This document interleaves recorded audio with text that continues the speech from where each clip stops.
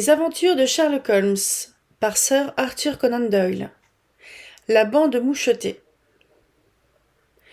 En jetant un regard sur mes notes des 70 et quelques affaires dans lesquelles j'ai, pendant les 8 dernières années, étudié les méthodes de mon ami Sherlock Holmes, j'en trouve beaucoup qui sont tragiques, quelques-unes comiques et un grand nombre tout simplement étranges. Mais il n'y en a aucune qui soit banale, car travaillant comme il le faisait, plutôt par amour de son art que par esprit de lucre, il refusait de s'associer à toute recherche qui ne présentait pas une certaine tendance à l'extraordinaire et même au fantastique. Parmi toutes ces affaires si diverses, toutefois, je ne me souviens pas qu'aucune ait présenté des traits plus singuliers que celle à laquelle on a associé la famille bien connue des Roylott de Stoke-Moran, dans le Sussex. Les événements dont il s'agit se sont déroulés dans les premiers temps de mon association avec Holmes. Lorsque, célibataires, nous occupions ensemble notre appartement de Baker Street. J'aurais pu, sans doute, en faire déjà le récit, mais je m'étais alors engagé au secret, et je n'ai été délié de ma promesse que le mois dernier, par la mort prématurée de la dame à qui je l'avais faite. Peut-être même vaut-il mieux que ces faits soient révélés maintenant.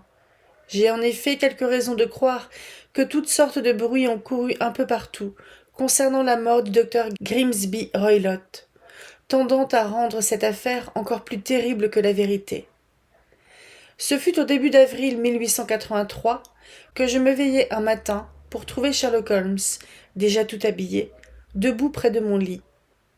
D'ordinaire, il se levait tard, et comme la pendule sur ma cheminée me montrait qu'il n'était que 7h15, je posai sur lui un regard incertain, un peu surpris et peut-être un peu fâché, car j'étais moi-même très régulier dans mes habitudes. « Tout à fait désolé de vous réveiller, Watson, dit-il, mais c'est le lot de tous ce matin. Madame Hudson a été réveillée. J'en ai subi le contre-coup, elle m'a réveillé, et maintenant à votre tour. Qu'est-ce donc? Un incendie? Non, une cliente. Il paraît qu'une jeune dame vient d'arriver dans un état de grande agitation, et elle insiste pour me voir. Elle attend en ce moment dans le studio. Or, quand de jeunes dames errent dans la capitale à cette heure matinale et font sortir de leur lit les gens endormis, je présume qu'elles ont quelque chose de très pressant à leur communiquer. Si cela se trouvait être une affaire intéressante, vous aimeriez, j'en suis sûre, la prendre à son début. Que ce soit ou non le cas, j'ai pensé vous appeler et vous en fournir la possibilité. Mon cher ami, pour rien au monde je ne voudrais rater cela. Je n'avais pas de plaisir plus vif que de suivre Holmes dans ses recherches professionnelles, et d'admirer ses déductions rapides, promptes comme des intuitions, et pourtant toujours fondées sur la logique, grâce auxquelles il débrouillait les problèmes qu'on lui soumettait.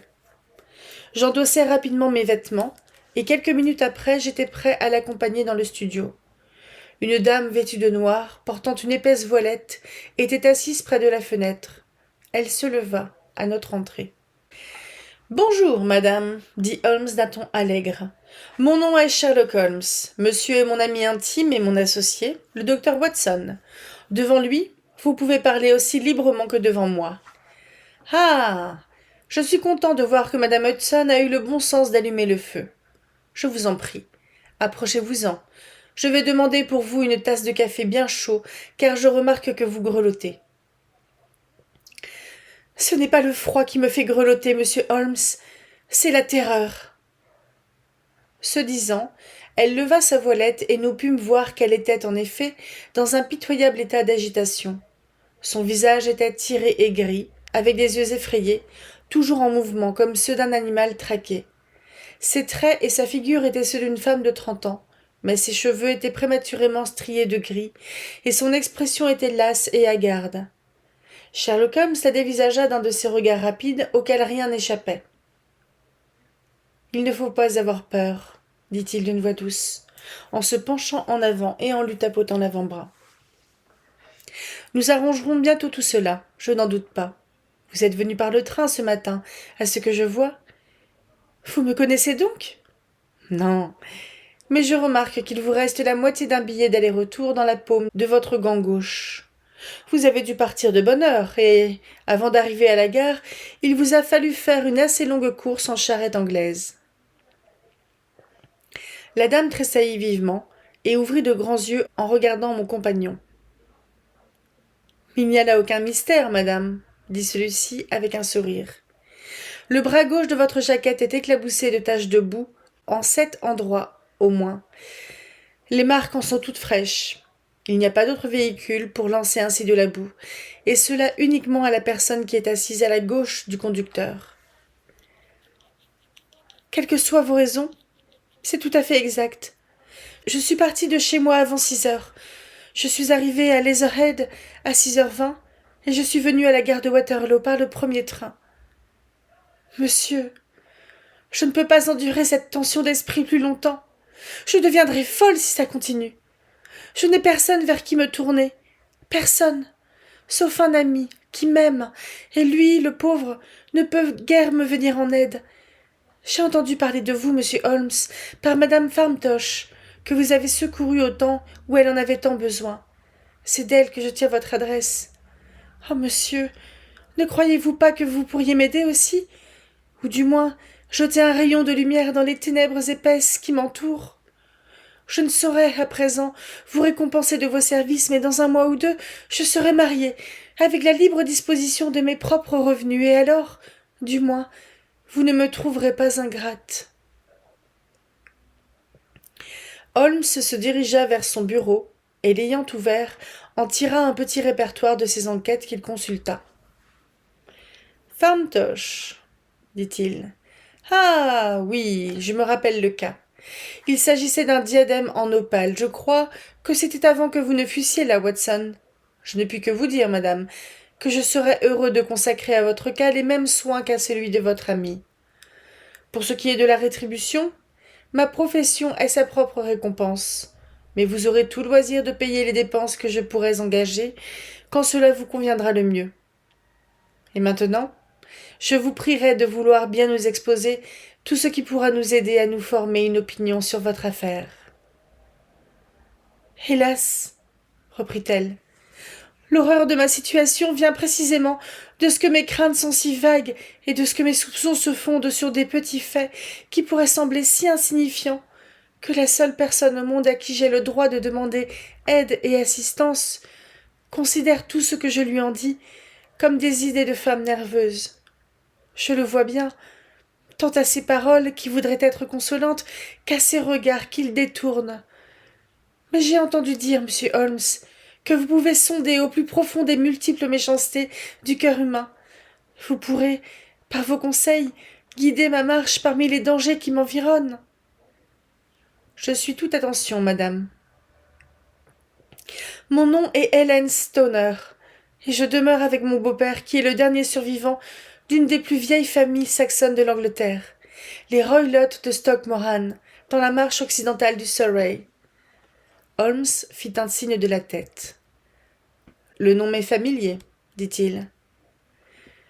La famille fut en un certain temps parmi les plus riches de l'Angleterre, et le domaine s'étendait jusque de l'autre côté des marches du Berkshire, au nord, et du Hampshire à l'ouest. Au siècle dernier, pourtant, 4 héritiers se montrèrent, l'un après l'autre, débauchés et prodigues, puis la ruine de la famille fut consommée par un joueur, au temps de la Régence. Il ne reste plus rien, que quelques arpents de terre et la maison, qui, vieille de 200 ans, est elle-même grevée de lourdes hypothèques. Le dernier propriétaire y traîna toute son existence la vie horrible d'un aristocrate pauvre. Mais son fils unique, mon beau-père, voyant qu'il fallait s'adapter aux conditions nouvelles, obtint d'un ami une avance de fonds qui lui permit de prendre un diplôme de médecin. Il s'en alla à Calcutta, où, grâce à son habileté professionnelle et à sa force de caractère, il se fit une grosse clientèle. Dans un excès de colère, toutefois, provoqué par quelques vols dans la maison, il rossa si bien son sommelier indigène que le domestique en mourut, et que le maître n'échappa que tout juste à la peine de mort. Même ainsi, il demeura longtemps en prison, et revint ensuite en Angleterre, fort chagrin et déçu. Pendant qu'il était aux Indes, le docteur Roylott épousa ma mère, madame Stoner, la jeune veuve du major général Stoner, de l'artillerie du Bengale. Ma sœur Julia et moi, nous étions jumelles, et n'avions que 2 ans quand ma mère se remaria. Elle possédait une assez belle fortune, au moins 1000 livres de revenus, et elle fit un testament par lequel elle la léguait tout entière au docteur Roylott pour aussi longtemps que nous résiderions avec lui, en spécifiant pourtant qu'une certaine somme serait allouée chaque année à l'une et à l'autre de nous, au cas où elle se marierait. Peu de temps après notre retour en Angleterre, notre mère mourut. Elle fut tuée il y a 8 ans, dans un accident de chemin de fer près de Crewe. Le docteur Roylott renonça alors à ses efforts pour se créer une clientèle à Londres, et il nous emmena vivre avec lui dans la demeure de ses ancêtres, à Stoke Moran. L'argent que notre mère avait laissé suffisait à nos besoins, et il ne semblait y avoir aucun obstacle à notre bonheur. Mais un changement terrible se produisit alors chez notre beau-père. Au lieu de se faire des amis parmi les voisins et de rendre visite à ces gens qui s'étaient tout d'abord réjouis de voir un Roylott de Stoke Moran revenir occuper la vieille demeure familiale, il s'enferma dans cette maison et n'en sortit que rarement, pour se laisser aller à de féroces querelles avec ceux qu'il rencontrait. Une violence de caractère, voisine de la folie, a toujours été héréditaire dans la famille, et dans le cas de mon beau-père, je crois qu'elle a été accrue encore par son long séjour sous les tropiques. Une suite de honteuses bagarres survint, dont 2 se terminèrent devant les tribunaux, tant et si bien qu'à la fin, il devint la terreur du village et que les gens s'enfuyaient à son approche. Car notre beau-père est à la fois d'une force considérable et totalement incapable de se maîtriser quand il est en colère. La semaine dernière, il a jeté dans un cours d'eau, par-dessus le parapet, le forgeron du village, et ce n'est qu'en donnant tout l'argent que j'ai pu ramasser qu'il m'a été possible d'éviter un autre scandale.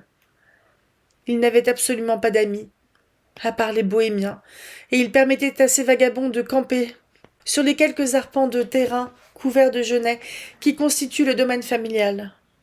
En retour, il acceptait l'hospitalité de leur tante, et parfois, il s'en allait à l'aventure avec eux, pendant des semaines d'affilée.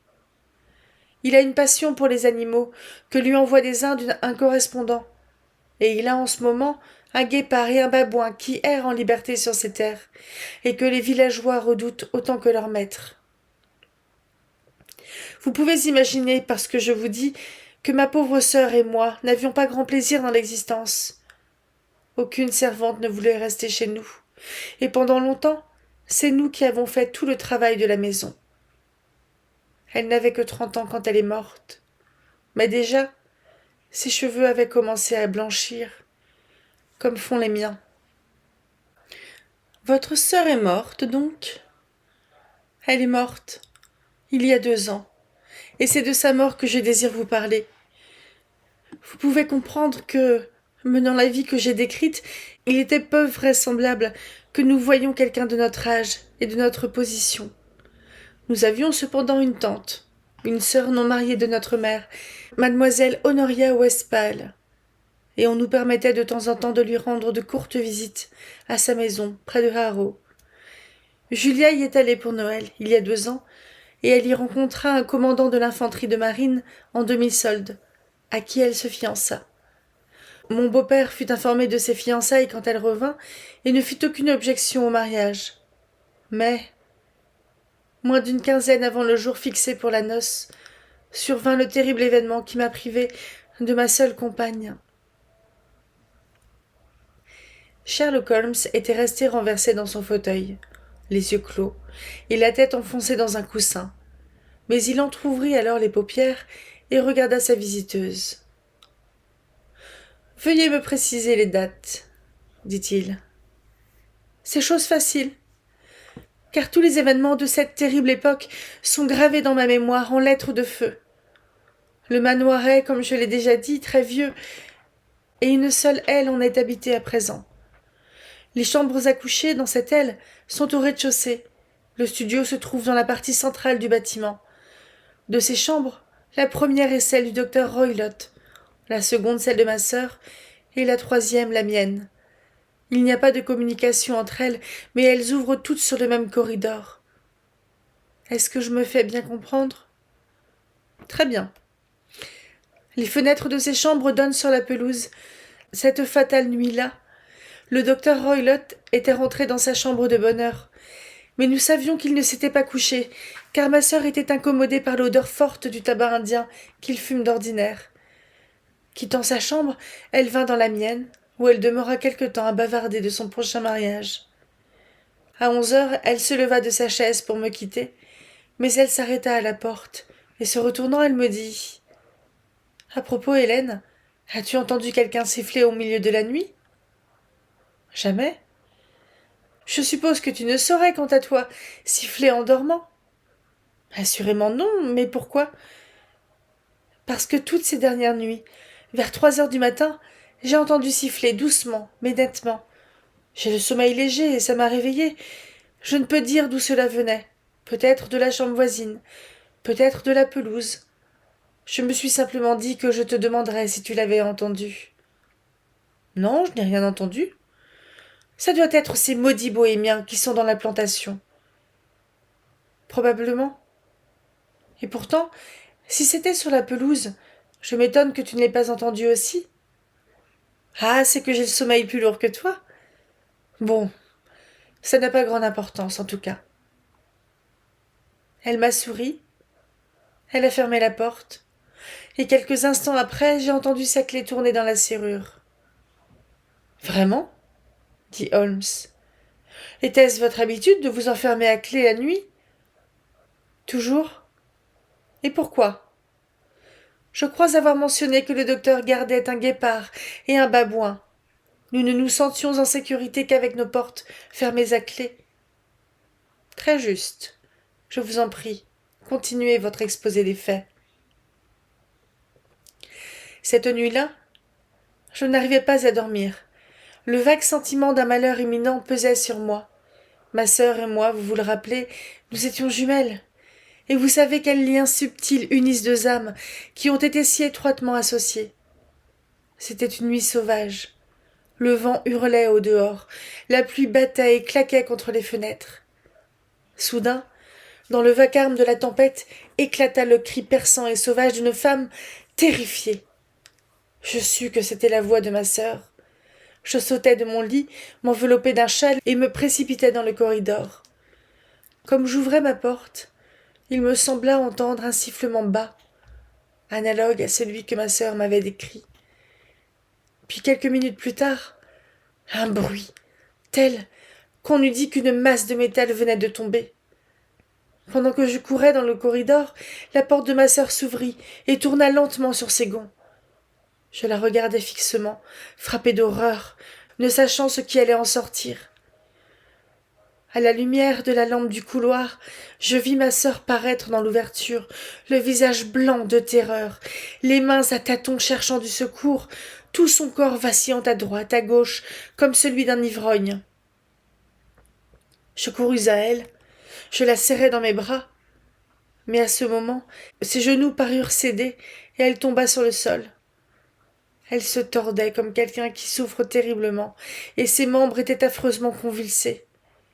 Je pensais tout d'abord qu'elle ne m'avait pas reconnue, mais comme je me penchai au-dessus d'elle, elle cria soudain d'une voix que je n'oublierai jamais. « Oh mon Dieu, Hélène! C'était la bande mouchetée !» Il y avait autre chose qu'elle aurait voulu dire, et de son doigt elle battait l'air dans la direction de la chambre du docteur. Mais une nouvelle convulsion la saisit. Étouffant ses paroles, je me précipitai, appelant bien haut mon beau-père, et il vint à ma rencontre, sortant en toute hâte de sa chambre. Il était en pyjama. Quand il arriva auprès de ma sœur, elle avait perdu conscience. Et bien qu'il lui versât de l'eau-de-vie dans la gorge, et qu'il envoya tout de suite chercher le médecin du village, tous ses efforts demeurèrent inutiles, car elle s'affaiblit lentement, et mourut, sans avoir repris connaissance. Telle fut la terrible fin de ma sœur bien-aimée. « Un instant, » dit Holmes. « Êtes-vous certaine d'avoir entendu ce sifflement et ce bruit métallique ? Pourriez-vous le jurer ? » C'est ce que m'a demandé le coroner à l'enquête.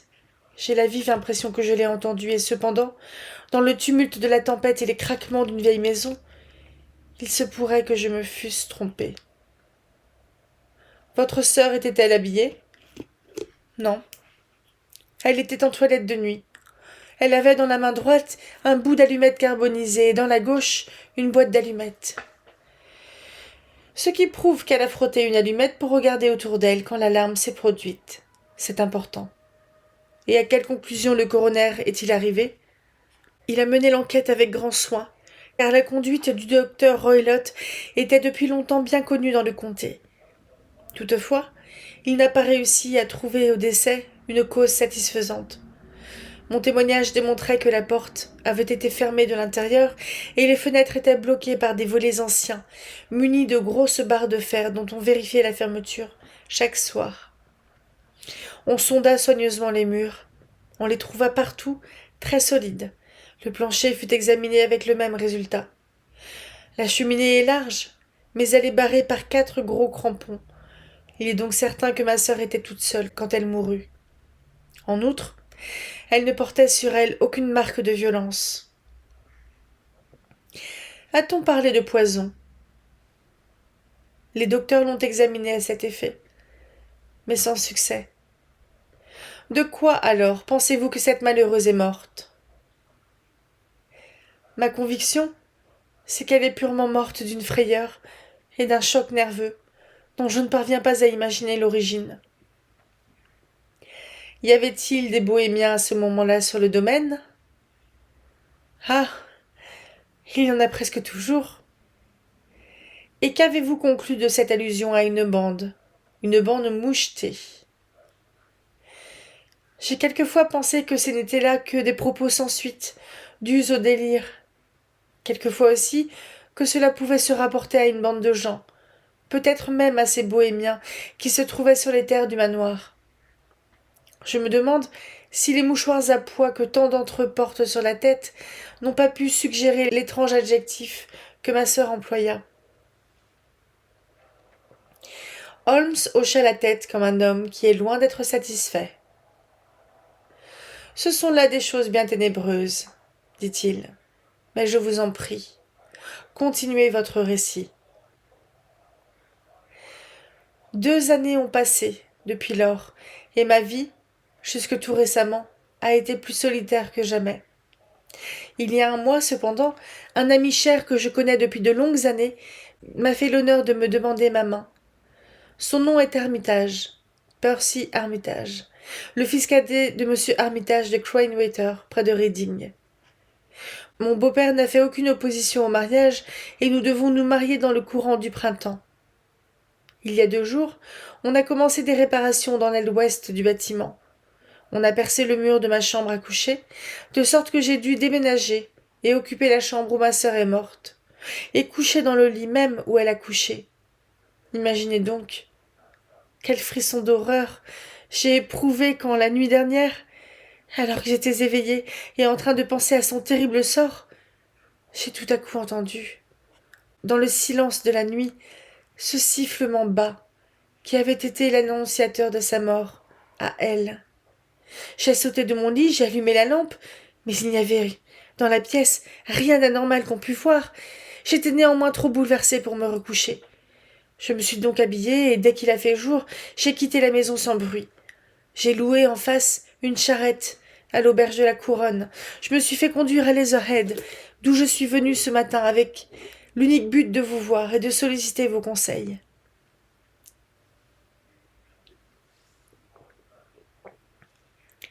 Vous avez agi avec sagesse. Mais m'avez-vous bien tout dit? Oui, tout. Non, mademoiselle Stoner, non. Vous couvrez votre beau-père. Comment? Que voulez-vous dire? En guise de réponse, Holmes repoussa la frange de dentelle noire qui entourait la main posée sur le genou de notre visiteuse.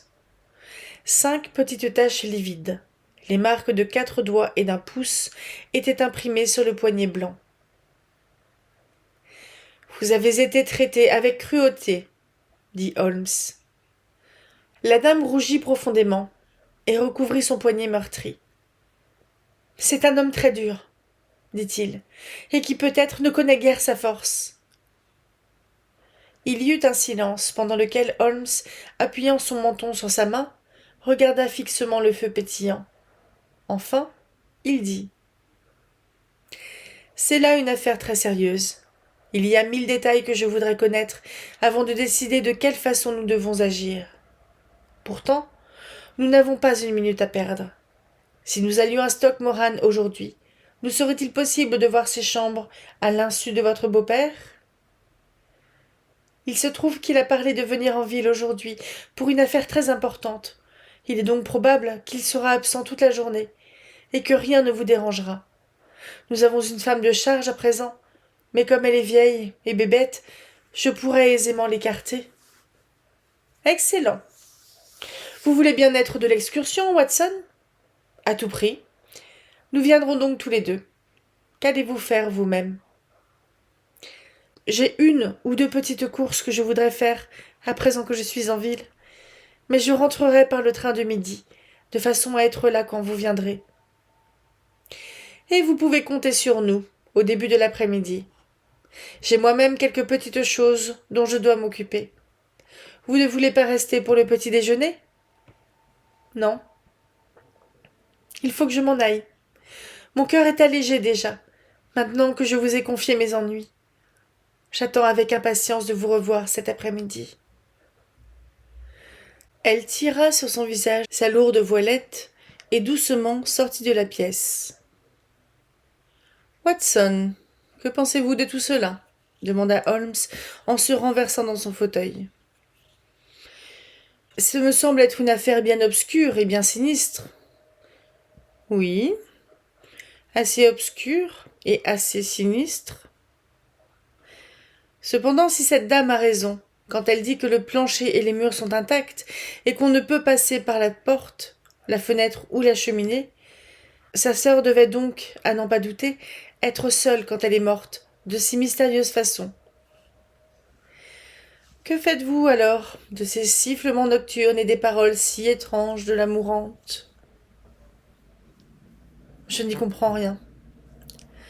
Quand vous rapprochez de ces sifflements nocturnes la présence d'une bande de bohémiens qui vivent sur un pied d'intimité avec ce vieux docteur, le fait que nous avons toutes les raisons de croire que ledit docteur a intérêt à empêcher le mariage de sa belle-fille, l'allusion de la mourante à une bande, et enfin, le fait que mademoiselle Hélène Stoner a entendu un bruit de métal, qui peut avoir été causé en retombant en place par une des barres de fer barricadant les volets ? J'ai tout lieu de penser que le mystère peut être éclairci en partant de ces données. Mais qu'est-ce que les bohémiens faisaient là ? Je ne peux rien imaginer. Je vois de nombreuses objections à une telle théorie. Et moi aussi. C'est précisément pour cette raison que nous allons à Stoke Moran aujourd'hui. Je veux voir si les objections sont insurmontables ou si on peut en triompher. Mais que diable se passe-t-il ? Cette exclamation de mon compagnon avait été provoquée par le fait que l'on avait tout à coup ouvert bruyamment notre porte, et qu'un homme énorme s'encadrait dans l'ouverture. Son costume était un mélange singulier qui l'apparentait à la fois au médecin et au fermier. Il avait un chapeau haut de forme noire, une longue redingote, une paire de hautes guêtres et un stick de chasse qu'il balançait. Il était si grand que son chapeau effleura bel et bien le haut du chambranle et que sa carrure semblait en toucher les 2 montants. Sa large figure, marquée de 1000 rides, que le soleil avait brûlées et jaunies, et où se lisaient tous les mauvais penchants, se tourna d'abord vers l'un, puis vers l'autre de nous.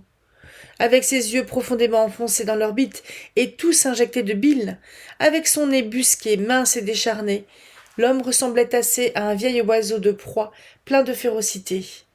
« Lequel de vous est Holmes ?» demanda cette apparition. « C'est mon nom, monsieur, mais cette connaissance vous confère sur moi un avantage, monsieur, » dit Holmes tranquillement. « Je suis le docteur Grimsby, de Stoke Moran. »« Vraiment, docteur, dit Holmes d'un ton débonnaire. Je vous en prie, prenez un siège. Je n'en ferai rien. Ma belle-fille est venue ici, je l'ai suivie. Que vous a-t-elle raconté? Il fait un peu froid pour la saison, dit Holmes. Que vous a-t-elle raconté? S'écria le vieux furieux. Toutefois, j'ai entendu dire que les crocus promettent, continua mon compagnon, imperturbable. Ah! Vous éludez la question, s'écria notre visiteur, qui fit un pas en avant en agitant son bâton. Je vous connais, canaille, j'ai déjà entendu parler de vous. Vous êtes Holmes, le touche-à-tout. Mon ami sourit. Holmes, l'officieux. Le sourire d'Holmes s'accentua. Holmes, l'homme à tout faire de Scotland Yard. Holmes, cette fois, riait de bon cœur, bien qu'avec retenue. Votre conversation est tout à fait intéressante, dit-il. Quand vous sortirez, fermez la porte, car il y a décidément un courant d'air. Je ne sortirai que quand j'aurai dit ce que j'ai à dire. Ne vous mêlez pas de mes affaires. Je sais que mademoiselle Stoner est venue ici. Je l'ai suivie. Je suis un homme qu'il est dangereux de rencontrer. Voyez plutôt. Il avança d'un pas, saisit le tisonnier, et il le courba de ses énormes mains brunes. Tâchez de ne pas tomber entre mes griffes, grogna-t-il, et lançant le tisonnier dans l'âtre, il sortit de la pièce à grandes enjambées. Voilà qui m'a tout l'air d'un très aimable personnage, dit Holmes en riant. Je ne suis pas tout à fait aussi massif que lui, mais s'il était resté, je lui aurais montré que mes griffes ne sont guère plus faibles que les siennes. Tout en parlant, il ramassa le tisonnier d'acier, et d'un effort brusque le redressa. Dire qu'il a l'insolence de me confondre avec la police officielle. Cet incident, toutefois, confère une certaine saveur à notre investigation. J'espère seulement que notre petit ami n'aura pas à souffrir de l'imprudence qu'elle a commise, en permettant à cette brute de la suivre. Maintenant, Watson, nous allons commander notre petit déjeuner. Après quoi, je me rendrai dans les bureaux compétents, en quête de quelques données susceptibles de nous aider dans cette affaire. Il était presque 1 heure quand Sherlock Holmes se revint de son excursion. Il avait en main une feuille de papier bleu, toute griffonnée de notes et de chiffres. « J'ai vu, dit-il, le testament de la défunte épouse de notre homme. Pour en déterminer l'exacte portée, j'ai dû calculer la valeur actuelle des placements dont il s'agit. Le revenu total, qui au moment de la mort de sa femme n'était guère inférieur à 1100 livres, ne se monte plus guère au-dessus de 750 livres, par suite de la baisse des valeurs agricoles. En cas de mariage, chacune des filles peut réclamer 250 livres. Il est donc évident que si les 2 filles s'étaient mariées, ce joli monsieur n'aurait plus conservé que sa pitance, et que déjà, même le mariage d'une seule rognerait sérieusement ses ressources.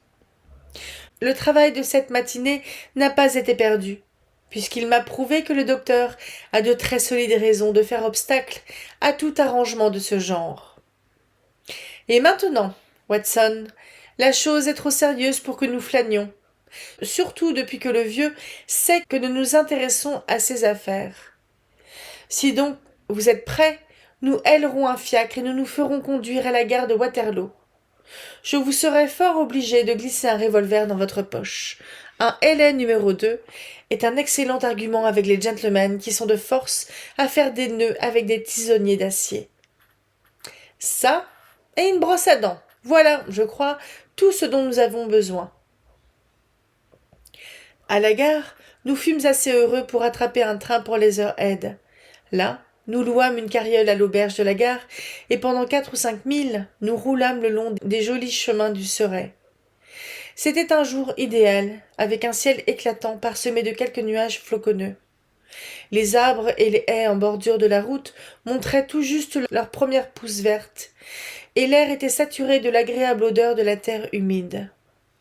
Il y avait, pour moi du moins, un étrange contraste entre la douce promesse du printemps et la sinistre entreprise dans laquelle nous nous étions engagés. Perdu dans les plus profondes pensées, mon compagnon était assis sur le devant de la carriole, les bras croisés, son chapeau tiré sur les yeux et le menton enfoncé sur sa poitrine. Tout à coup, pourtant, il tressaillit, me frappa sur l'épaule et du doigt, dirigeant mon attention au-delà des prairies. « Regardez là-bas, » dit-il. Un parc, abondamment boisé, s'étendait sur une pente douce que couronnait au sommet un bosquet épais. D'entre les branches s'élançaient les pignons gris et la haute toiture d'un très vieux manoir. « Stoke Moran » questionna-t-il. « Oui, monsieur. C'est la maison du docteur Grimsby Roylott, » fit observer le cocher. « On est en train d'y bâtir quelque chose, c'est là que nous allons. »« Le village est là, » dit le cocher, indiquant un groupe de toits à quelque distance sur la gauche. « Mais si c'est à cette maison-là que vous allez, ce sera plus court pour vous de franchir cette barrière, et puis de prendre le sentier à travers champs.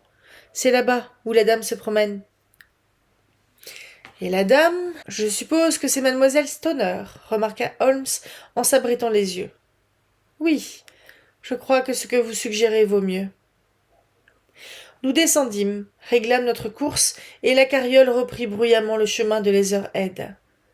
« J'ai pensé, » dit Holmes, pendant que nous passions la barrière, « que ce serait tout aussi bien que ce bonhomme croie que nous sommes des architectes venus ici pour une affaire bien définie. Ça peut l'empêcher de bavarder. « Bonjour, mademoiselle Stoner. Vous le voyez, nous vous avons tenu parole. » Notre cliente de la matinée s'était précipitée à notre rencontre, et tout son visage exprimait la joie. « Je vous ai attendu, avec anxiété, » s'écria-t-elle, en échangeant une cordiale poignée de main. « Tout a marché de façon splendide. Le docteur Roylott est allé en ville, et il n'est pas probable qu'il revienne avant ce soir. » « Nous avons eu le plaisir de faire la connaissance du docteur, » dit Holmes, et en quelques mots, il décrivit ce qui s'était passé. Mademoiselle Stoner devint pâle jusqu'aux lèvres en l'écoutant. « Grand Dieu !» s'écria-t-elle. « Il m'a donc suivi !»« C'est ce qu'il semble. »« Il est si rusé qu'avec lui je ne sais jamais quand je suis vraiment hors d'atteinte. Que va-t-il dire quand il reviendra ? » Il lui faudra se garder lui-même, car il se peut qu'il comprenne qu'il y a sur sa piste quelqu'un de plus rusé que lui. Il faudra, cette nuit, vous enfermer à clé pour vous protéger contre lui. S'il se montre violent, nous vous emmènerons chez votre tante à Harrow. Maintenant, il faut employer notre temps le mieux possible. Veuillez donc nous mener sur-le-champ aux chambres qu'il s'agit d'examiner. Le bâtiment, en pierre grise tachetée de mousse, avait un corps central plus élevé que les deux ailes circulaires projetées de chaque côté comme les pinces d'un crabe. L'une de ces ailes, avec ses fenêtres brisées, bouchées au moyen de panneaux de bois, et son toit à demi défoncé, était l'image même de la ruine. La partie centrale n'était guère en meilleur état, mais le corps de droite était comparativement moderne. Les stores aux fenêtres, les panaches de fumée bleue qui s'échappaient des cheminées, révélaient que c'était là que résidait la famille. On avait dressé les échafaudages à l'extrémité du mur, dont la maçonnerie avait été défoncée, mais rien n'indiquait qu'il y eût des ouvriers au travail au moment de notre visite. Holmes fit lentement les 100 pas, marchant de long en large sur la pelouse mal entretenue. Puis, il examina avec une profonde attention l'extérieur des fenêtres. Cette fenêtre-ci, si je saisis bien, est celle de la chambre où vous couchiez, et la suivante, celle du milieu, est celle de la chambre de votre sœur, et la suivante, proche du bâtiment central, est celle du docteur Roylott. C'est bien cela, mais je couche maintenant dans celle du milieu. Pendant les réparations, d'après ce que j'ai compris. À propos, il ne semble guère qu'il y ait eu nécessité urgente de réparer l'extrémité du mur. Il n'y en avait point. Je crois que c'était seulement un prétexte pour me faire quitter ma chambre. Ah ! Voilà qui donne à réfléchir. Maintenant, de l'autre côté de cette aile étroite court le corridor sur lequel ouvrent ces 3 chambres. Il y a des fenêtres dans ce corridor, naturellement. Oui, mais elles sont très petites et trop étroites pour qu'on puisse s'introduire par là. Comme vous vous enfermiez toutes les deux la nuit, on ne pouvait, par ce côté-là, s'approcher de vos chambres. Auriez-vous l'obligeance, à présent, d'aller dans votre chambre barricader les volets? Mademoiselle Stoner obéit, et Holmes, après avoir avec soin examiné le dedans par la fenêtre ouverte, tenta du dehors et de toutes les façons d'ouvrir le volet de force, mais sans succès. Il n'y avait pas une fente à travers laquelle on pût passer une lame de couteau pour soulever la barre. Alors, à la loupe, il examina les gonds, mais ils étaient de fer solide et fermement encastrés dans la maçonnerie massive. Dit-il, en se grattant le menton quelque peu perplexe. Ma théorie présente assurément quelques difficultés. Nul ne saurait passer par ces volets ainsi fermés. Eh bien, nous verrons si l'intérieur jette quelque lumière sur cette affaire. Une petite porte latérale nous mena dans le corridor blanchi à la chaux, sur lequel ouvraient les 3 chambres. Holmes refusant d'examiner la 3e chambre, nous allâmes tout de suite vers la seconde, celle dans laquelle mademoiselle Stoner couchait maintenant, et où sa sœur était morte. C'était une petite chambre très simple, au plafond bas, avec une grande cheminée béante comme il y en a dans les vieilles maisons campagnardes. Il y avait dans un coin une commode brune, dans un autre un lit étroit à courte pointe blanche, et une table de toilette à droite de la fenêtre. Ces objets constituaient, avec 2 petites chaises en osier, tout le mobilier de la pièce, si l'on en accepte un petit carré de tapis au milieu. Bruns et vermoulus, les panneaux et les boiseries de chêne autour de la chambre étaient si vieux, si décolorés, qu'ils pouvaient bien dater de la construction primitive du bâtiment. Holmes poussa une des chaises dans un coin et s'assit en silence, cependant que ses yeux faisaient tout le tour de la pièce, et courant du haut en bas, enregistraient tous les détails. « Où cette sonnette sonne-t-elle » demanda-t-il enfin, en montrant un gros cordon qui pendait à côté du lit, et dont le gland reposait exactement sur l'oreiller. « Elle aboutit à la chambre de la femme de charge. » « Elle a l'air plus neuve que le reste. »« Oui, elle a été posée il n'y a que quelques années. »« C'est votre sœur qui l'avait demandée, je suppose ?»« Non. Je n'ai jamais entendu dire qu'elle s'en était servie. Nous avons toujours eu l'habitude d'aller chercher nous-mêmes tout ce qu'il nous fallait. »« Vraiment ? Il ne semblait pas nécessaire de placer là un si beau cordon de sonnette. Vous voudrez bien m'excuser quelques minutes, pendant lesquelles ma curiosité va se porter sur le plancher. » Il se jeta alors à plat ventre, sa loupe à la main, et rapidement se traîna, rampant tantôt en avant, tantôt en arrière, pour inspecter minutieusement les fentes entre les lames du parquet. Il en fit autant ensuite pour les boiseries qui couvraient les murs. Finalement, il se dirigea vers le lit et passa quelque temps à le regarder fixement. Son œil courut ainsi du haut en bas du mur. Puis, il prit en main le cordon de sonnette et le tira brusquement. « Hé !» dit-il. « C'est une fausse sonnette. »« Elle ne sonne pas ? » ?»« Non. Le cordon n'est même pas relié à un fil de fer.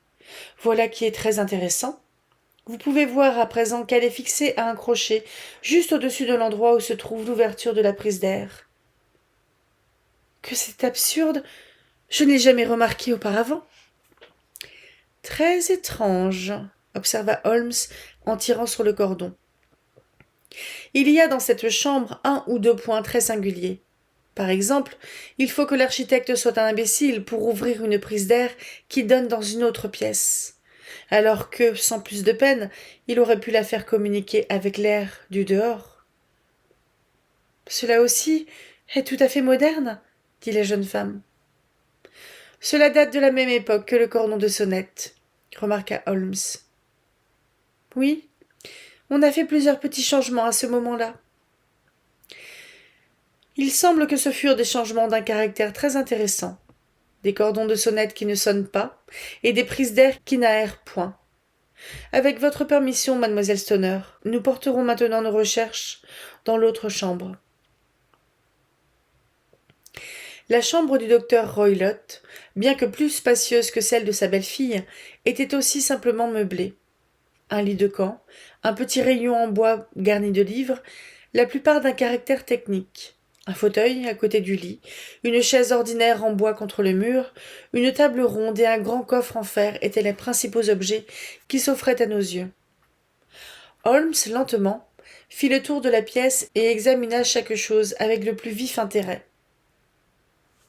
« Qu'y a-t-il là-dedans » demanda-t-il en frappant sur le coffre. « Les papiers d'affaires de mon beau-père ?»« Oh, vous en avez donc vu l'intérieur ?»« Une fois seulement, il y a quelques années. Je me souviens qu'il était plein de papiers. »« Il n'y a pas un chat dedans, par exemple ?»« Non. Quelle étrange idée !»« Eh bien, regardez ceci. » Il prit une petite soucoupe de lait qui se trouvait sur le haut du coffre. « Non, nous n'avons pas de chance. Mais il y a un guépard et un babouin. »« Ah, oui, naturellement. Eh bien, un guépard, c'est ni plus ni moins qu'un gros chat. Or, une soucoupe de lait comme celle-ci ne suffirait guère, je pense, à contenter un chat. Il y a encore un point que je désirerais tirer au clair. » Il s'accroupit devant la chaise en bois et en examina le siège avec la plus grande attention. « Merci, voilà qui est bien réglé, » dit-il, en se levant et en remettant sa loupe dans sa poche. « Oh là, voici quelque chose d'intéressant. » L'objet qui avait attiré son attention était un petit fouet à chien pendu à un des coins du lit. Il était toutefois roulé et noué de façon à former une boucle.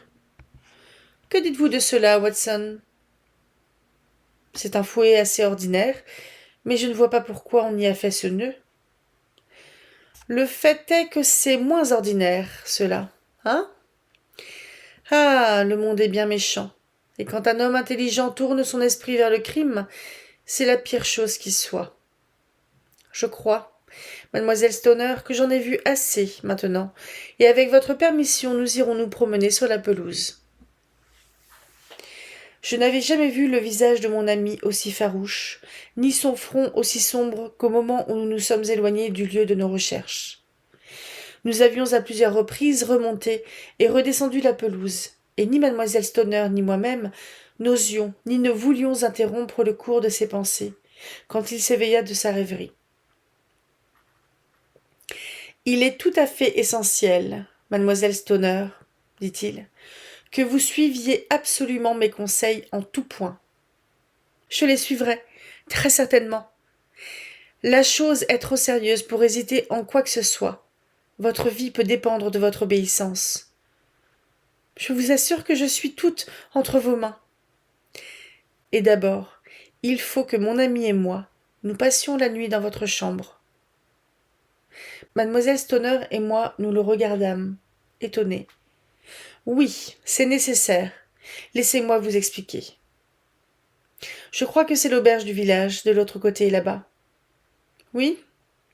C'est la couronne ? Très bien. Vos fenêtres doivent être visibles de là-bas ? » ?»« Certainement. Il faudra vous enfermer dans votre chambre, en prétextant un mal de tête, quand votre beau-père reviendra. Puis, quand vous l'entendrez entrer dans sa chambre pour la nuit, vous ouvrirez les volets de votre fenêtre, vous soulèverez la barre et vous mettrez votre lampe là. Ce sera un signal pour nous.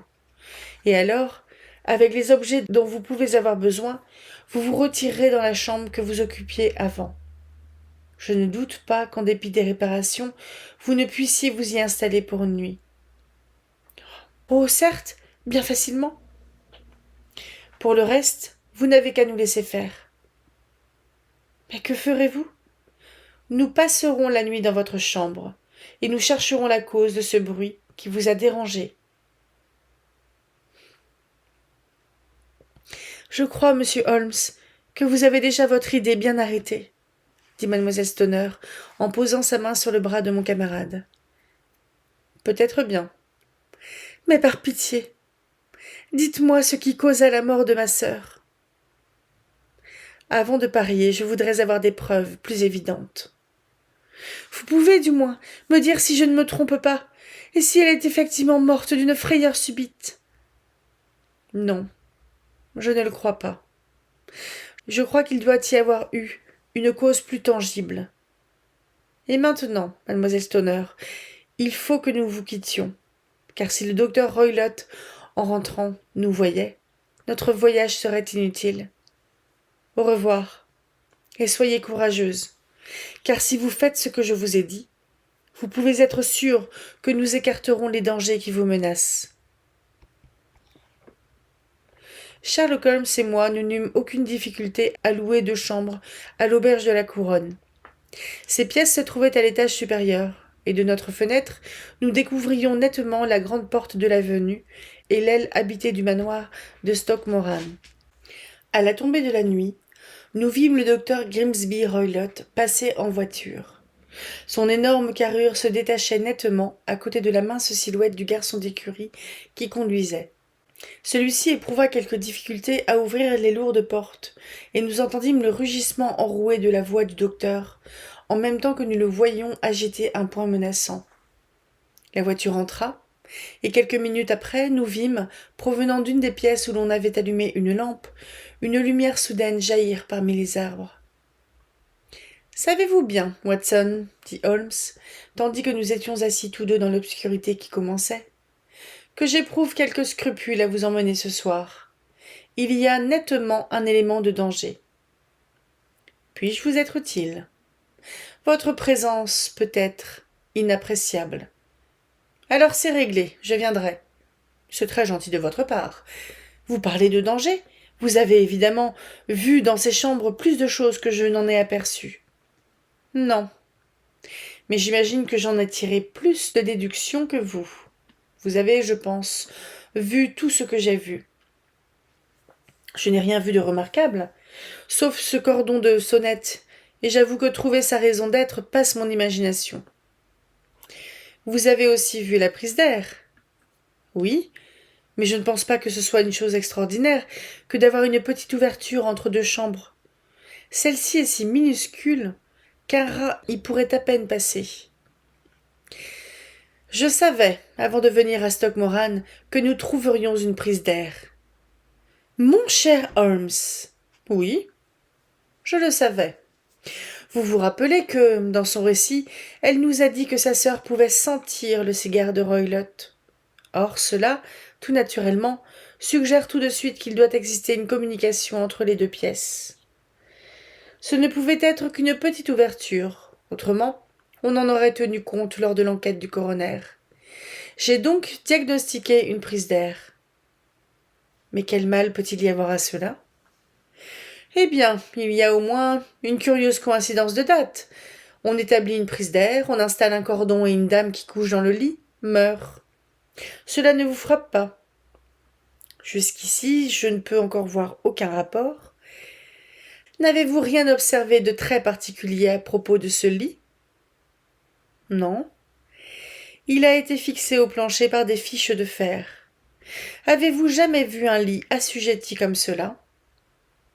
Je ne saurais prétendre que j'en ai vu. La dame ne pouvait bouger son lit. Il fallait qu'il demeure toujours dans la même position par rapport à la prise d'air et à la corde, car nous pouvons l'appeler ainsi, puisqu'il est clair qu'il n'a jamais été question d'un cordon de sonnette. « Holmes !» m'écriai-je. « Il me semble voir vaguement à quoi vous faites allusion. Nous arrivons juste à temps pour prévenir un crime horrible et raffiné. » Assez raffiné et assez horrible, oui. Quand un médecin fait le mal, il est le premier des criminels. Il a le nerf et il a la science. Cela s'est déjà vu. Mais les coups que frappe cet homme sont plus subtils et profonds que tous ceux de ses confrères devenus criminels avant lui. Toutefois, Watson, je crois que nous pourrons frapper plus profondément encore. Mais nous aurons bien assez d'horreur d'ici que la nuit ne soit terminée. De grâce, fumons une pipe tranquillement, et pendant quelques heures, tournons nos pensées vers des choses plus réjouissantes. Vers 9 heures, la lumière parmi les arbres s'éteignit, et tout devint noir dans la direction du manoir. 2 heures s'écoulèrent encore, lentement. Puis tout à coup, exactement au premier coup de 11 heures, une lumière brillante s'alluma juste en face de nous. « Cette fois, c'est notre signal, » dit Holmes en se levant vivement. « Il vient de la fenêtre du milieu. » Il échangea, en passant, quelques paroles avec l'aubergiste, pour lui expliquer que nous allions rendre une visite tardive à quelqu'un que nous connaissions et que nous y passerions peut-être la nuit. Un instant après, nous étions sur la route obscure. Un vent froid nous soufflait au visage et une lumière, scintillant en face de nous dans les ténèbres, nous guidait vers notre sombre mission. Nous n'eûmes guère de difficulté pour entrer dans le domaine, car des brèches que personne n'avait songé à réparer s'ouvraient dans le vieux mur du parc. En nous avançant parmi les arbres, nous avions atteint et traversé la pelouse, et nous allions passer par la fenêtre, quand, d'un bosquet de lauriers, surgit quelque chose qui ressemblait à un enfant hideux et difforme. L'étrange créature se jeta sur l'herbe en se tordant les membres, puis soudain, traversant la pelouse en courant, se perdit dans l'obscurité. « Grand Dieu !» murmurai-je. « Vous avez vu ?» Holmes fut sur le moment aussi étonné que moi. Dans sa surprise, sa main se referma sur mon poignet, comme un étau, puis il se mit à rire en sourdine et approcha ses lèvres de mon oreille. « Charmant séjour !» murmura-t-il. « C'est le babouin. » J'avais oublié les étranges animaux favoris du docteur. Il y avait aussi un guépard. Du coup, j'avoue que je me suis senti l'esprit plus à l'aise quand, après avoir suivi l'exemple de Holmes en ôtant mes souliers, je me trouvais dans la chambre à coucher. Sans aucun bruit, mon compagnon ferma les volets, replaça la lampe sur la table et jeta un regard autour de la pièce. Tout était tel que nous l'avions vu dans la journée. Alors, s'étant glissé jusqu'à moi, la main encornée, il me murmura de nouveau à l'oreille, si bas que je pouvais tout juste distinguer les mots. Le moindre bruit serait fatal à nos projets. De la tête, je fis signe que j'avais entendu. Il faut que nous restions assis, sans lumière. Il la verrait par le trou d'aération. J'acquiesçai de nouveau. Ne vous endormez pas. Votre vie même en dépend. Gardez votre revolver tout prêt, pour le cas où nous en aurions besoin. Je demeurerai assis à côté du lit, et vous, sur cette chaise-là. Je pris mon revolver et le plaçai sur le coin de la table. Holmes avait apporté une canne longue et mince qu'il plaça sur le lit à côté de lui. Près de la canne, il posa une boîte d'allumettes et un bout de bougie. Puis il tourna la mèche de la lampe, et nous fûmes dans l'obscurité. Comment oublierai-je jamais cette veillée terrible ?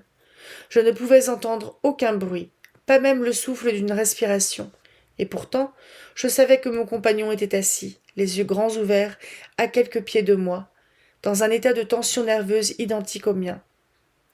Les volets ne laissaient pas percer le moindre rayon de lumière, et nous attendions dans une obscurité absolue. Du dehors venait parfois le cri d'un oiseau nocturne, et une fois, sous notre fenêtre même, un gémissement prolongé, comme celui d'un chat, vint nous dire que le guépard était bien en liberté. Très loin, nous pouvions entendre les coups graves de l'horloge de la paroisse qui retentissaient tous les quarts d'heure. Comme ils semblaient longs, ces quarts d'heure.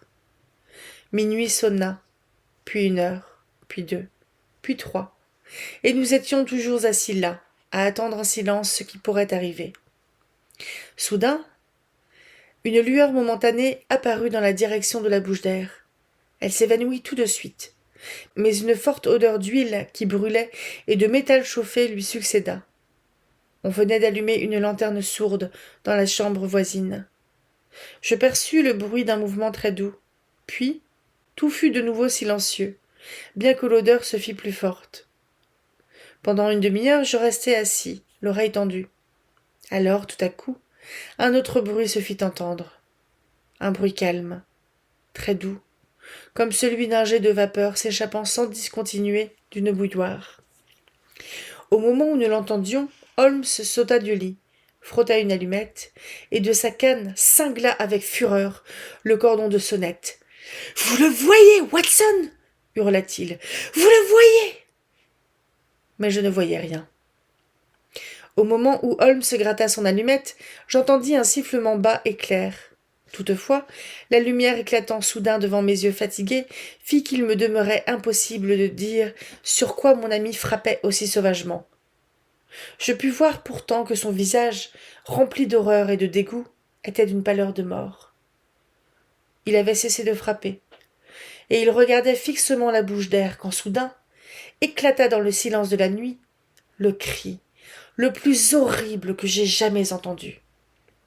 Il s'enfla, toujours de plus en plus fort, en un rauque rugissement où la douleur, la peur et la colère s'unissaient pour en faire un cri perçant et terrible. Il paraît que jusque là-bas, dans le village, et même jusqu'au lointain presbytère, ce cri réveilla les dormeurs dans leur lit. Il nous glaça le cœur, et je demeurai là, à regarder Holmes du même regard exorbité dont lui-même me regarda, jusqu'à ce que mourussent enfin dans le silence les échos de ce cri qui l'avait troublé. « Qu'est-ce que cela signifie » haletai-je. « Cela signifie que tout est fini, » répondit Holmes. « Et peut-être après tout, en est-il mieux ainsi. Prenez votre revolver et nous entrerons dans la chambre du docteur Roylott. » Le visage grave, il alluma la lampe et sortit dans le corridor. 2 fois, il frappa à la porte du docteur Roylott, sans obtenir de réponse. Alors il tourna la poignée et entra. Je le suivais, sur ses talons, mon revolver armé à la main. Ce fut un singulier spectacle qui s'offrit à mes yeux. Sur la table se trouvait une lanterne sourde dont le volet était à moitié levé. Elle jetait un vif rayon de lumière sur le coffre en fer dont la porte était entr'ouverte. À côté de cette table, sur la chaise en bois, était assis le docteur Grimsby Roylott, vêtu d'une robe de chambre grise qui laissait voir ses chevilles nues et ses pieds glissés dans des babouches rouges. Sur ses genoux reposait le petit fouet à la longue lanière que nous avions remarqué dans la journée. Son menton était levé, et ses yeux rigides considéraient le coin du plafond avec un regard d'une fixité terrible. Autour du front, on lui voyait une étrange bande jaune aux taches brunâtres, et qui semblait lui enserrer étroitement la tête. À notre entrée, il ne dit pas un mot et ne fit pas un geste. « La bande mouchetée » murmura Holmes. Je fis un pas en avant. Un instant après, l'étrange coiffure se mit à remuer, et des cheveux de l'homme surgit la tête plate en forme de losange, puis le cou gonflé d'un odieux serpent. « C'est un serpent des marais » s'écria Holmes, « le plus terrible des serpents de l'Inde. Il est mort, moins de 10 secondes après avoir été mordu. La violence, en vérité, retombe bien sur ceux qui la provoquent, et celui qui complote tombe dans la fosse qu'il creuse pour autrui. Rejetons cette bête dans son antre. Après quoi, nous pourrons alors conduire mademoiselle Stoner en lieu sûr, puis informer la police de ce qui s'est passé. » Tout en parlant, il prit vivement le fouet sur les genoux du mort, et jetant le nœud coulant autour du cou du reptile, il l'arracha de son horrible perchoir, et en le portant à bout de bras, le lança dans le coffre qu'il referma sur lui. Tels sont les faits qui amenèrent la mort du docteur Grimsby Roylott de Stoke-Moran. Il n'est pas nécessaire d'allonger un récit, qui n'est déjà que trop long, pour dire comment nous avons annoncé la triste nouvelle à la jeune fille terrifiée. Comment, par le train du matin, nous sommes allés la confier aux soins de sa bonne tante à Harrow, et comment, enfin, la lente procédure de l'enquête officielle aboutit à la conclusion que le docteur était mort, victime de son imprudence, en jouant avec un de ses dangereux animaux favoris. Le peu qu'il me reste à rapporter me fut dit par Sherlock Holmes le lendemain, pendant notre voyage de retour. « J'étais d'abord arrivé, dit-il, à une conclusion tout à fait erronée. Cela montre, mon cher Watson, comment il est dangereux de raisonner sur des données insuffisantes. La présence des bohémiens et l'emploi du mot « bande », dont la jeune fille s'était servie sans doute pour expliquer l'horrible apparition qu'elle n'avait fait qu'entrevoir à la lueur de son allumette, m'avait mis sur une piste entièrement fausse. Je ne peux que revendiquer le mérite d'avoir immédiatement reconsidéré ma position, quand il me parut évident que, quel que soit le danger qui menaçât un occupant de la chambre, ce danger ne pouvait venir ni par la porte, ni par la fenêtre.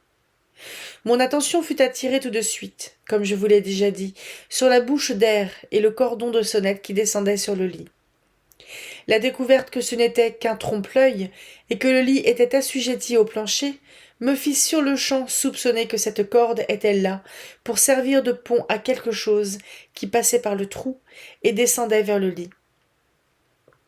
L'idée d'un serpent se présenta tout de suite, et quand j'associai cette idée au fait connu de nous que le docteur faisait venir de nombreux animaux des Indes, j'ai senti que j'étais probablement sur la bonne voie.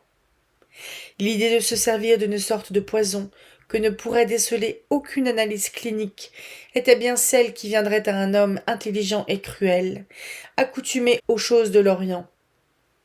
La rapidité avec laquelle ce poison agirait serait aussi, à son point de vue, un avantage. Il faudrait un coroner aux yeux bien perspicaces pour aller découvrir les 2 petites piqûres sombres qui révéleraient l'endroit où les crochets empoisonnés auraient accompli leur œuvre. C'est alors que j'ai pensé au sifflet. Naturellement, il lui fallait rappeler le serpent avant que la lumière du jour ne le révélât à la victime. Il l'avait accoutumé, probablement en se servant du lait que nous avons vu, à revenir vers lui quand il l'appelait. Quand il le passait par la bouche d'air à l'heure qu'il jugeait la plus favorable, il avait la certitude que l'animal ramperait le long de la corde et descendrait sur le lit. Il pouvait mordre ou ne pas mordre la jeune fille. Peut-être pourrait-elle y échapper toutes les nuits pendant toute une semaine. Mais tôt ou tard, elle serait fatalement la victime du serpent. J'en étais arrivé à ces conclusions, avant même d'être entré dans la chambre du docteur. Une inspection de sa chaise me montra qu'il avait l'habitude de monter dessus, ce qui naturellement était nécessaire pour atteindre la bouche d'air. La vue du coffre, la soucoupe de lait et la boucle du fouet à chien suffirent pour chasser enfin toute espèce de doute que je pouvais encore avoir. Le bruit métallique entendu par mademoiselle Stoner était manifestement dû au fait que le beau-père fermait en toute hâte la porte du coffre sur son dangereux locataire. Ayant ainsi bien arrêté mes idées, vous savez les mesures que j'ai prises pour les vérifier. J'ai entendu siffler le serpent, tout comme, je n'en doute pas, vous l'avez vous-même entendu. J'ai tout de suite allumé, et je l'ai attaqué. Avec ce résultat que vous l'avez refoulé par la bouche d'air. Et ce résultat aussi qu'il s'est, de l'autre côté, retourné contre son maître. Quelques-uns de mes coups de canne ont porté, et ils ont réveillé si bien sa nature de serpent qu'il s'est jeté sur la première personne qu'il a rencontrée. Il n'y a pas de doute que je ne sois ainsi indirectement responsable de la mort du docteur Grimsby Roylott. Mais je crois pouvoir affirmer, selon toute vraisemblance, qu'elle ne pèsera pas bien lourd sur ma conscience.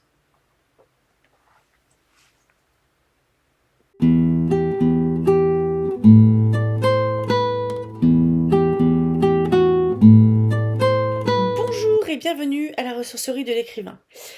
On se retrouve pour le peut-être 8e vlog lecture sur les aventures de Sherlock Holmes, donc un recueil de 12 nouvelles. Et là, je sais plus à combien on est. On est à 64% du livre. Et il reste 4 nouvelles qui vont être à peu près d'une longueur équivalente à celle-ci. Je les trouve un peu longues là. Pas long chiant, mais un peu long. Celle-là, je m'y attendais pas du tout. Bon, je me doutais qu'il y avait... comment dire? On va commencer par le début. Donc on a la jeune femme qui a les yeux tout gris tellement elle s'inquiète et tout ça. On est vraiment sur un crime crapuleux, je crois que c'est le terme. Je suis pas une spécialiste, hein. Mais encore une fois, on est sur un homme qui a essayé de voler l'argent d'une femme 2 fois. Je trouve ça assez bizarre aussi que déjà la maman des deux jeunes femmes, en fait des jumelles, hein, soit morte assez tôt. On dirait que tout s'arrange en fait de manière à ce que le beau-père, là le docteur Roylott, récupère le pactole. Enfin, le pactole, je crois que 1000 livres par an, c'est une, non, c'est 1000 livres. Enfin bref, je sais plus exactement si c'est un truc avec les intérêts, mais il me semble que c'est quand même assez conséquent. C'est pas la grande fortune non plus, mais c'est assez conséquent et il a des travaux à faire chez lui, ce qui justifie complètement de buter des gens pour récupérer la thune. Qui ne le ferait pas? Bref, moi. Mais ouais, on est vraiment chez quelqu'un de méchant, de cruel, certainement manipulateur, et qui maltraitait la jeune femme qui est venue demander de l'aide. Je passe un petit peu parce que je suis ombrée. Donc il maltraitait la jeune femme qui est venue lui demander de l'aide. Donc on peut supposer qu'il a aussi maltraité la jumelle qui est décédée quelques années auparavant. Peut-être aussi la mère. J'ai eu un petit peu peur un moment quand ça parlait des bohémiens. Euh, j'ai eu peur qu'on tombe un peu dans un espèce de biais raciste, comme c'était le cas par exemple dans les Hauts de Hurlevent. Parce que Heathcliff, il subit quand même pas mal de racisme par rapport à ses origines. Je sais plus si elles sont vraiment nommées comme, enfin, si Heathcliff est nommé comme étant d'origine bohémienne. J'ai juste le souvenir qu'il a été retrouvé dans un fossé en train de crever la dalle en gros, et que celui qui allait l'adopter, on l'a ramassé, l'a nourri, puis a décidé de le garder. Et il me semble que c'était quand même plus ou moins sous-entendu sans être forcément hyper explicite. Mais bref, j'avais peur qu'on tombe sur des gros clichés racistes de l'époque sur les bohémiens, avec sans doute les voleurs de poules, quoi, ceux qui aimaient jouer du couteau, des choses comme ça, les 10 heures de bonne aventure, des trucs comme ça. J'aurais presque aimé en fait en savoir un petit peu plus sur la relation entre Roylott et ses bohémiens. Parce que c'est pas. Je pense que c'est pas tous les nobles qui acceptent sur leur terre des bohémiens. Donc j'ai aussi l'impression, honnêtement, que. Mais il avait totalement raison de le faire, hein, je pense que c'est ce qu'il faut faire. Que Sir Arthur Conan Doyle s'est pas mal inspiré de ce qui faisait l'actualité ou de ce qui était à la mode à son époque. Et quand je dis qu'il faut le faire, c'est intéressant de le faire et de mettre sa patte. Parce que là, on a eu. Alors, je m'y attendais pas du tout, moi, à un crime de ce genre, hein. Mais on avait déjà eu un truc autour plus ou moins de l'hypnose, je crois. On a eu l'hystérie, mais évidemment. Euh, je me souviens même plus de la nouvelle de la semaine dernière. Je sais plus. Mais enfin, oui, c'est normal en fait qu'il manipule entre guillemets et puis qu'il fasse sien des thématiques de son époque. Et là, bah, j'ai une impression en fait que les bohémiens c'était quand même plus ou moins très fantasmé à l'époque et que il y avait un petit côté un peu peut-être licencieux, un peu marginal, qui pouvait séduire ou être repoussant. Quand je dis fantasmer sur les bohémiens, c'était enfin, être plein d'a priori sans essayer de comprendre qui étaient ces personnes-là et rester en fait sur ces a priori pour les juger, hein. C'est comme on le fait de nos jours sur des populations qu'on n'aime pas et puis qui sont discriminées. Donc on est à fond dans la discrimination. Et j'ai trouvé le truc intéressant. J'ai trouvé qu'il était vraiment flippant cet antagoniste, le méchant, là, le docteur Roylott. Et le truc qui m'a étonné, c'était, on a eu un espèce de petite poussée de testostérone quand l'autre il a débarqué pour dire qu'est-ce que ma belle-fille est venue vous voir, qu'est-ce que vous lui avez dit, qu'est-ce qu'elle vous a dit, patati patala. Et regardez comme je suis fort, je tords le tisonnier. Et Sherlock de détordre le tisonnier. Genre, C'est de la physique, ça c'est pas de la force, mon coco. Je trouvais qu'on était vraiment là-dedans. La petite poussée de testostérone. Mais je pense qu'il a eu cette petite poussée de testostérone, Sherlock. Bon, l'autre, c'est une brute, hein. Mais Sherlock, en restant ultra très neutre en fait en face de lui, voire même un peu moqueur. Du coup, j'étais en train de me dire, oh là là, s'ils finissent par se battre, si l'autre c'est un grand costaud et compagnie, mais ça va être un carnage. En fait, non, ça n'a pas été jusque-là, mais je pense que Sherlock sait parfaitement se battre, qu'il sait, par contre, en face aussi. En face, c'est un médecin. Donc, un médecin, s'il sait comment renforcer ou soigner un corps qui fonctionne mal, il sait aussi comment affaiblir, je pense, un corps qui fonctionne bien. C'est où taper, quoi. Et ma foi, j'ai presque attendu en fait qu'il y ait une baston. Bon, il n'y a pas eu. Ils sont restés gentlemen, malgré ce pauvre tisonnier. Par contre, c'est moi où Sherlock, il est hyper... il se doutait que c'était une histoire avec le beau-père. Il renvoie la fille dormir à côté de lui, quoi, chez lui. Et en gros, bon bah vous êtes le test. C'est un peu flippant parce qu'au final, bon, il savait que il y avait des chances que ça se passe la nuit, en pleine nuit. Parce que c'était le cas dans le scénario pour la sœur jumelle. Mais je trouve que renvoyer en fait une potentielle victime de meurtre dans les bras de son meurtrier, de son futur meurtrier, c'est un peu imprudent. Je sais pas si on le ferait aujourd'hui. Probablement pas. Peut-être qu'elle aurait pas été crue non plus. Mais bref, je trouve qu'il joue un petit peu avec le feu. Parce que ça avait été le cas déjà avec un gars, c'était avec l'histoire sur les 4 pépins de melon. Les 5 pépins d'orange, on n'était pas loin. Je vous spoil pas le truc. Je vous conseille d'aller lire la nouvelle est intéressante, franchement. Mais dans les 5 pépins d'orange, il renvoie quelqu'un qui est archi flippé. Du genre, wow, ça va, quitter Londres, ça va aller mieux. Et en fait, le mec, il se fait zigouiller au bout de la rue. Oups, j'avais pas anticipé ça. Non, mais en fait, je trouve que autant des fois, il est très bon dans l'observation, la déduction, autant là, il s'est complètement foiré. Et là, je trouve qu'il a vraiment mis en danger la jeune femme. C'est pas possible que tu fais pas ça. Mais il l'a dit, j'ai baillé, pardon. Il l'a dit, ça a été nommé, je sais plus comment exactement. Si je retrouve la phrase, je vous la mettrai en barre d'informations. Je mettrai peut-être aussi sur Threads. Euh, Sherlock a dit que... Non, c'est Watson qui a dit que résoudre l'affaire, c'est plus important que la justice, un truc comme ça. Et en fait, c'est ce qu'on voit depuis je trouve, on le voit plus dans dans ce recueil de nouvelles. Parce que dans les romans, il me semble que le méchant, il allait en prison en gros.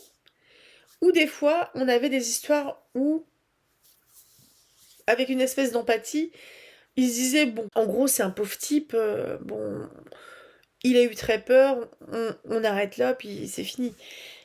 Moi, je me souviens aussi que dans une des affaires, il a renvoyé une jeune femme qui se faisait arnaquer par son beau-père et sa mère pour qu'il récupère ses revenus. Enfin les intérêts d'un héritage qu'elle a fait, et en fait elle se contentait du petit salaire qu'elle avait parce qu'elle tapait à la machine, un truc comme ça. Et il l'a renvoyée, sauf qu'il lui a pas dit ce qui se passait.